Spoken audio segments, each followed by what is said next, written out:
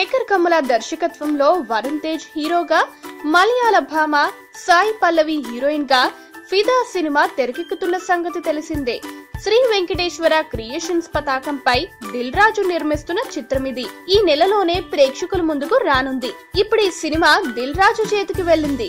ఆయన editing room లో కూర్చున్నారు. సినిమాల నిడివి విషయంలో చాలా క్లియర్ గా ఉంటారు దిల్ రాజు. చిత్రీకరణలో దర్శకులకి కావాల్సినంత స్వేచ్ఛ ఇచ్చి తరువాత సినిమా షార్ప్ గా వచ్చే విషయంలో మాత్రం చాలా కటింగ్లు వేస్తుంటారు దిల్ రాజు. ఎడిటింగ్ టేబుల్ దగ్గర మాత్రం దిల్ రాజు తన ఆధిపత్యం చూపిస్తారు. ఇప్పుడు ఫిదాకు కూడా కటింగులు పడ్డాయి. ఫిదా రన్ టైం విషయంలో దిల్ రాజు సంతృప్తిగా లేడట. సినిమా మొత్తం చూసిన దిల్ రాజు శేఖర్ కి చాలా కరెక్షన్లు చెప్పాడట. 25 నిమిషాల పాటు ట్రిమ్ చేయాలని సూచించాడట. శేఖర్ కమ్ముల కూడా అందుకు ఓకే చెప్పినట్లు తెలిసింది. ఆయన చెప్పిన ప్రకారమే సినిమాని ఒక 20 నిమిషాలు ట్రిమ్ చేశారు.